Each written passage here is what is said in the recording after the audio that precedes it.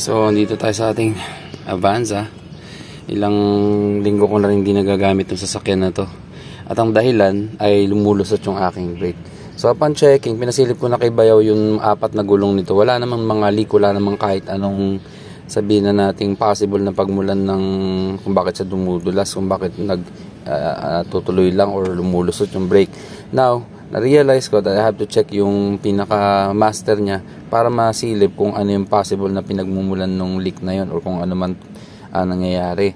So ito, pag tinest natin, actually kahit naka-start, kahit naka-ano, talagang wala siya. Halos napakalambot talaga niya. Na usually kapag umaandar, dapat talaga mararamdaman konting tapak pa lang kumakagat na. Ito talaga sobrang lumudulas talaga. Alright, so andito na tayo sa engine bay natin.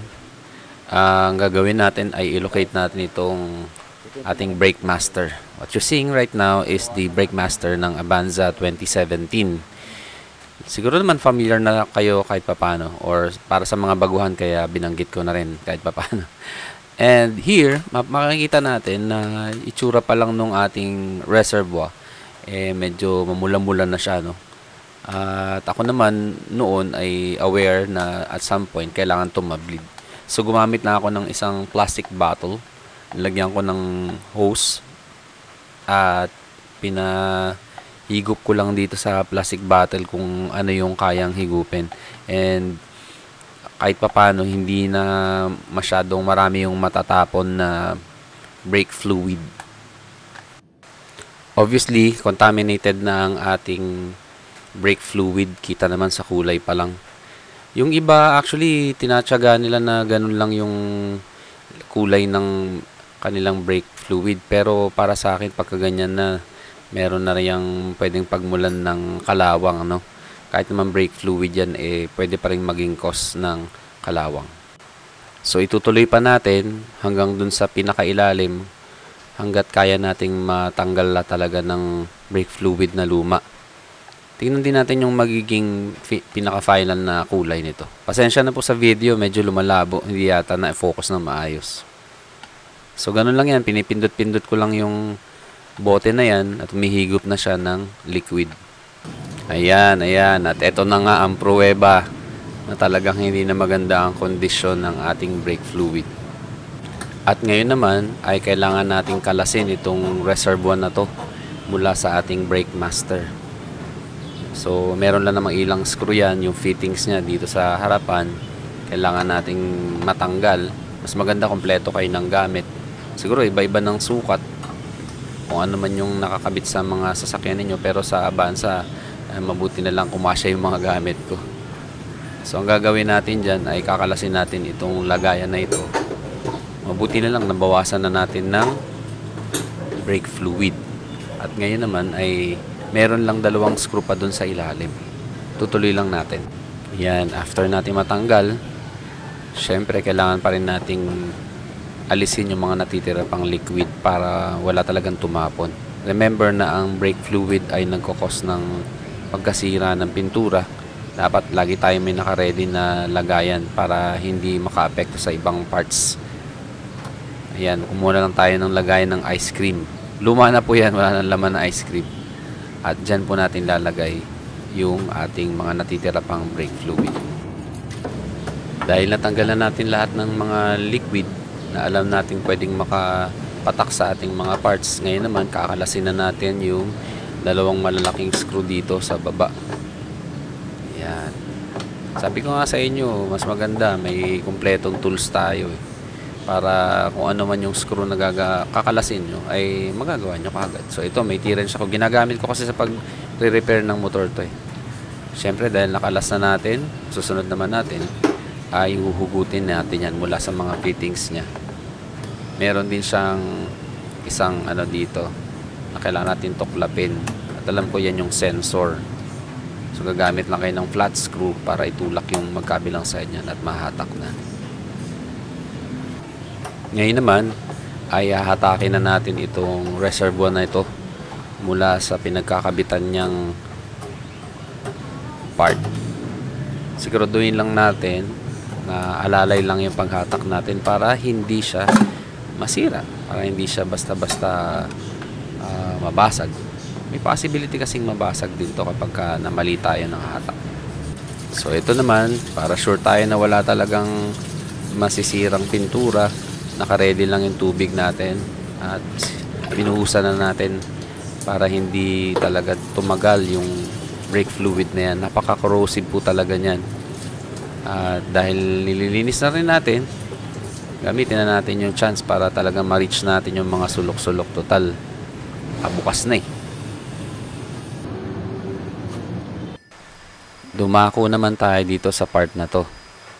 Kailangan po nating alisin pa yung natitira pang mga brake fluid sa loob. So para hindi magtapon-tapon, naka-ready lang yung ating lagayan at doon na natin ilagay yung mga natitira pa. Kita nyo naman yung kulay niya, mamula-mula talaga. So kumuha na tayo ng isang lagayan talaga para hindi basta-basta maikalat yung brake fluid na yan. Mamula-mula talaga no? First time ko makakita ng ganito sa totoo lang, na talagang namula-mula na dahil sa kalawang. So maaaring yung mismo mga lines natin sa brake ay apektado na, pero at least naagapan natin dahil makukuha pa natin sa linis ito kaysa naman gumastos tayo ng malaki. Sa part naman na ito, kumuha na tayo ng isang palanggana na nilagyan lang natin ng tap water. Dito natin uhugasan itong reservoir na ito. Sigurado ako na nanggaling ang lahat ng brake fluid na ito sa mechanism ng brake. At kung hindi natin makukuhang linisin ito, ang katagal-tagalan ay magbabara ang lahat ng ating braking system at kasama ng madadamage ay yung tinatawag nating ABS. Last time na nakapagtanong ako sa kakilala kong mekaniko, nabanggit niya sa akin na it would cost me at least 11,000 peso para lang mapalitan yung ating ABS. At para sa akin, napakalaking halaga po nun. So sa pamagitan pala ng paglilinis ng ating mga braking system, may iwasan natin gumastos ng malaki. So ito, paulit-ulit lang natin gagawin. Lalagay natin ng tubig hanggang sa mapalabnaw natin. Pinipindot-pindot ko ito para lumabas yung mga natitira pang maduming part ng reservoir at maalis natin talaga yung dumi. Ang goal natin ay ma-clear ito at makapagpalit tayo ng panibagong fluid. Ngayon naman ay kailangan nating hatakin itong push pin na ito. Ito actually ang kumo-connect mula sa ating reservoir na siya namang nagtutulak para sa brake master natin. So makikita ninyo may konting kalawang din yan, and then sa pinakaloob nyan ay may mga dapat tayong kalasin, lalo na yung o-ring nyan na maaaring pagmulan kung bakit nagkaroon siya ng kalawang. Susubukan nating kalasin o sikwatin gamit ang mga tools, pero dito kasi masyadong mataba itong screwdriver na pinagamit kong pang sungkit, kaya makakahanap tayo ng ibang panggawa. Unfortunately, hindi kinaya ng screwdriver na ginamit natin kanina, kaya humanap ako ng alternative na tool, at ito nga, natanggal na natin yung o-ring na siyang nagme-maintain ng liquid at hindi magkaroon ng hangin mula sa push pin. Ngayon naman ay lilinisin pa natin yung iba pang part nito sa loob. Yan no, kitang-kita nyo naman, mamula-mula. Ibig sabihin lang ay talagang kinalawang na.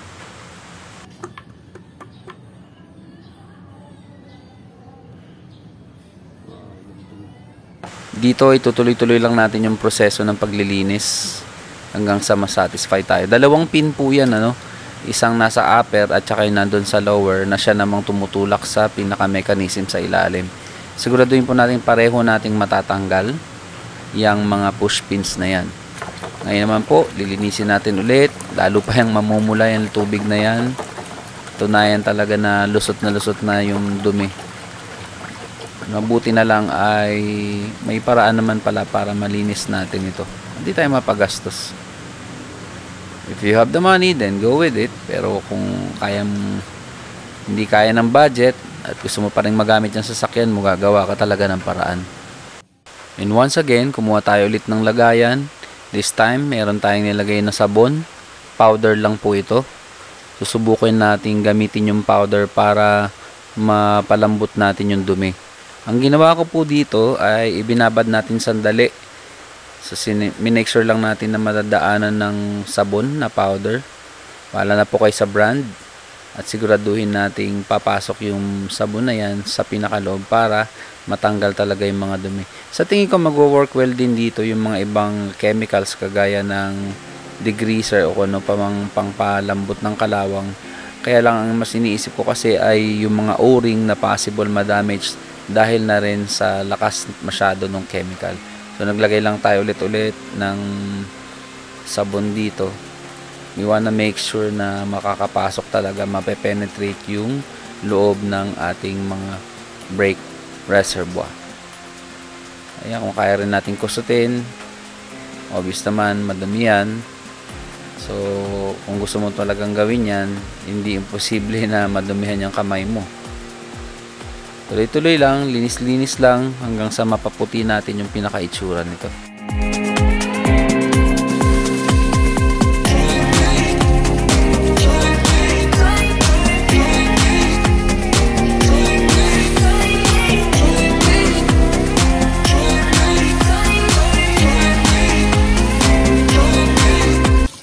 Tuloy-tuloy lang natin ang paglilinis. Ayan.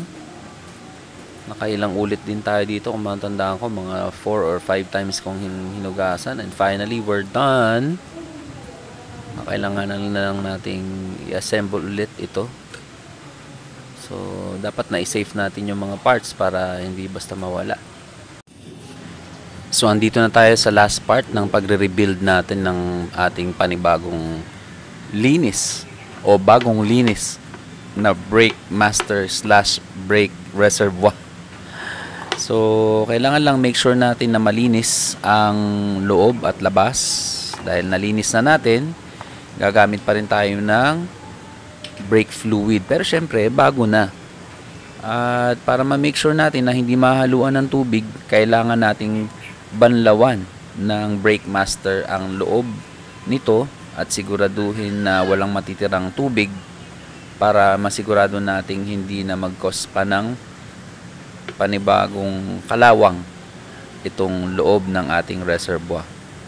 Madali lang naman gawin ito, lalagyan natin ng paulit-ulit, siguro mga 2-3 beses. Siguraduhin lang natin na walang matitirang tubig sa loob. Yun naman yung primary concern natin. Yung labas man, madali naman matuyo yan eh. Pero yung pinakaloob, siguraduhin nating mababanlawan. Yan, papansin nyo, paulit-ulit lang naman natin ginawa yan. Ganon din naman dito sa primary and secondary pin. Gagawin lang natin, basain natin ng brake fluid, sasalpak natin yung unang pin, hanapin natin yung tamang pwesto niyan. Madali lang naman itulak yan kahit daliri, kayang-kaya. Siguraduhin lang natin na andun siya sa loob. And after nito, wag natin kalimutang ilagay yung ating o-ring na siya namang pipigil sa brake fluid para lumabas. So kailangan nating mailagay muna yung o-ring na ito bago natin ikabit yung secondary pin. Yan, so tinutulak-tulak lang natin yan. After nito ay siguraduhin nating tama yung pwesto. So may guide naman yan dyan sa loob, hindi kayo malilito dyan. Kung papaano mo rin tinanggal, ay ganoon mo rin naman ibabalik. So ito, binasarin natin ng brake fluid para siguraduhin nating madulas yung pagpasok niya. Kasi kung wala po niyan, medyo mahirap siyang itulak. At yan, dahil nailusot na natin, so ganyan po ang mechanism niyan, yung secondary pin na tutulak sa primary pin. Mararamdaman niyo yan kasi yung mismong spring niya ang tumutulak pabalik. Ganyan po, dapat ka-smooth yan. Then mapapansin nyo rin na yung ating butas dyan sa may part ng kinakabitan ng tubo papunta sa mga braking system natin ay meron na po agad lumalabas na hangin. So ito, nagre-refill na tayo. Syempre, ang goal natin walang makapasok na hangin. So nilagay ko na to, meron ako kasing natirang maliit, pareho namang .4. Ayan, yung unang piga pa lang tumutulak na, di ba?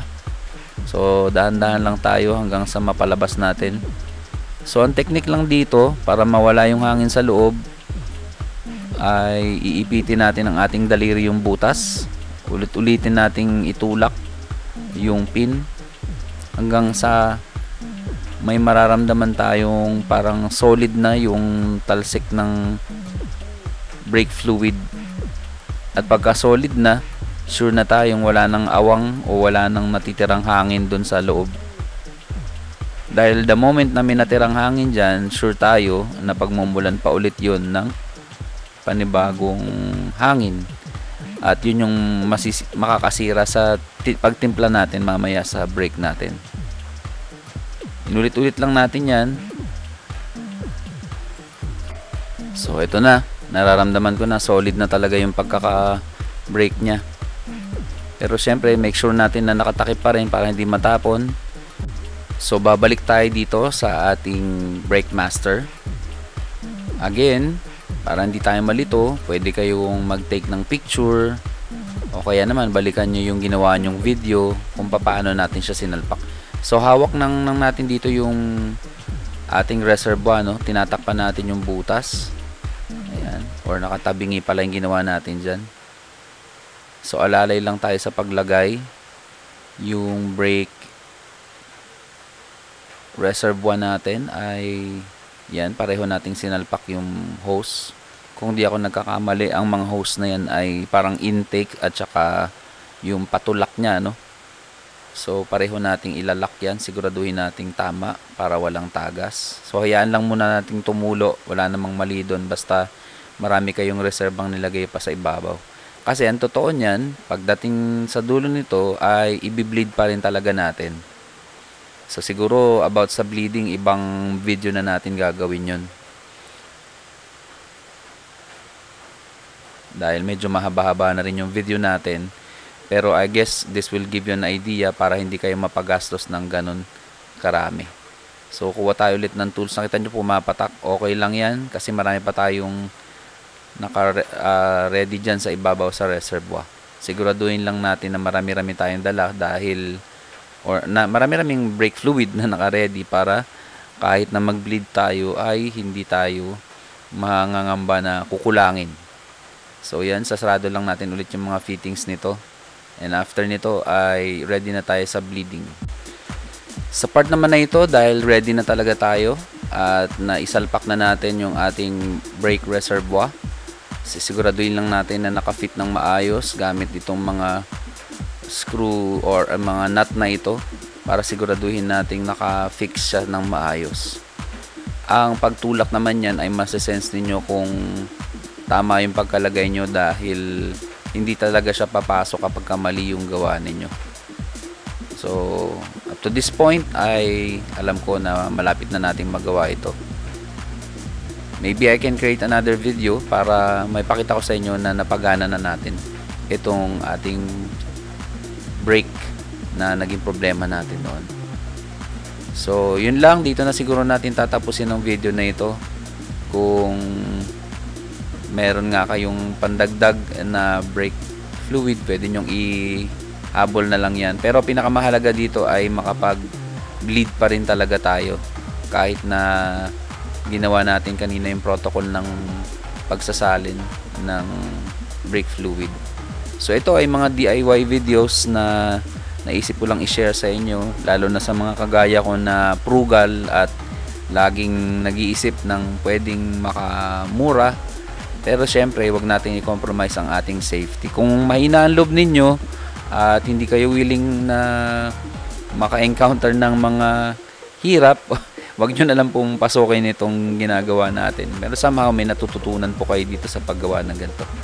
Maraming salamat po sa panonood po na ng video natin, and hopefully ay makasama ko pa kayo. At baring meron akong nakaligtaan o sa tingin niyo mas tamang ginawa ko, ay pwede niyo pong i-comment down below and hit that button subscribe, and I hope that we will become good friends. Maraming salamat po again sa panonood ninyo, and mabuhay po kayong lahat. Paalam!